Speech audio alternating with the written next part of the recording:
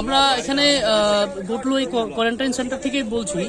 আমাদের এখানে আমরা সমস্ত কোভিড পেশেন্টরা আছি, আজকে রাস্তা অবরোধ করেছি কারণ আমাদের এখানে খাওয়া দাওয়ার যে সেটা গুণগত মান খুবই বাজে এবং শিডিউল ধরে ministry of health and family welfare যে একটা শিডিউল করে দিয়েছে খাবারের কোভিড পেশেন্টদের জন্য, সেটাকে একদমই মানা হচ্ছে না। খুব উল্টোপাল্টা খাবার দেওয়া হচ্ছে এবং জল থেকে শুরু করে অন্যান্য সমস্ত সুযোগ সুবিধা যেগুলো কোভিড পেশেন্টকে দেওয়া হয় যারা সেফ হোমে থাকে বা কোয়ারেন্টাইন সেন্টারে থাকে সরকারি, সেগুলো কিছুই দেওয়া হচ্ছে না এখানে। আমরা প্রচণ্ড অসুবিধার মধ্যে আছি।